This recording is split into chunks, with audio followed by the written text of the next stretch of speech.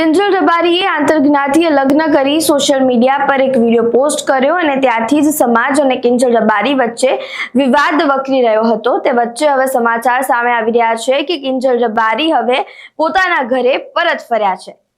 શું છે સમગ્ર મામલો, આવો જાણીએ। નમસ્કાર, આપ જોઈ રહ્યા છો ચક્રવાત ન્યૂઝ। હું છું આપની સાથે નિધિ।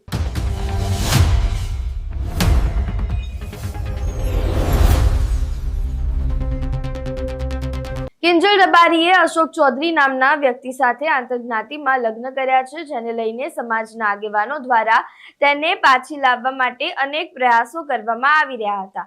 તે વચ્ચે હવે ઠાકરસિંહ રબારી કે જેમને કિંજલ રબારીના પતિને જમીનમાં દાટી દેવાની ધમકી આપી હતી, તેમને તેમના સોશિયલ મીડિયા પર એક પોસ્ટ કરી છે, જેમાં લખ્યું છે કે એકતા, સંસ્કાર અને સંઘર્ષ એટલે સમાજની જીત। હવે આ પોસ્ટને લઈને ઘણી બધી અટકળો લગાવવામાં આવી રહી છે।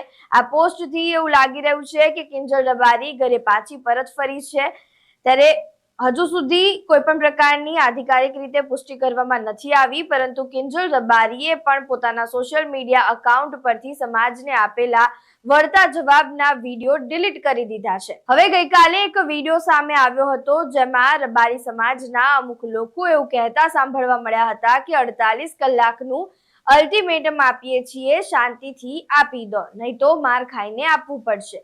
આ ધમકી પહેલા પણ ઠાકરસિંહ રબારી દ્વારા એવી ધમકી આપવામાં આવી હતી આડકતરી રીતે કે જમીનમાં દાટી દઈશું કે હાથ કાપી દઈશું। આ મળતી ધાક ધમકીને લઈને કિંજલ રબારીએ પોલીસ પ્રોટેક્શન પણ માંગ્યું હતું।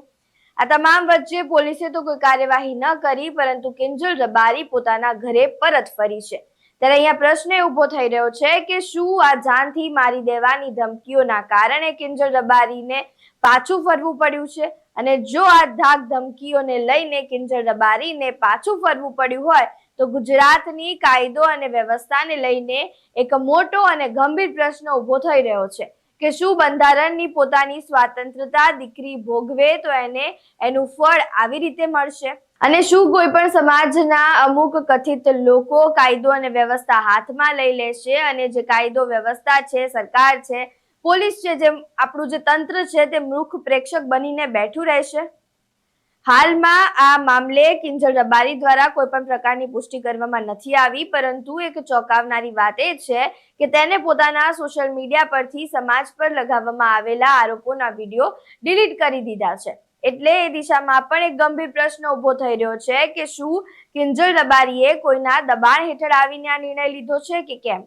આ બધી વાતો અમે ઠાકરસિંહ રબારીએ સોશિયલ મીડિયા પર જે પોસ્ટ કરી છે તેના આધારે વાત કરી રહ્યા છીએ। સાચી હકીકત શું છે તે તો હવે કિંજલ રબારી વાસ્તવિકતા જણાવશે ત્યારે જ ખબર પડશે।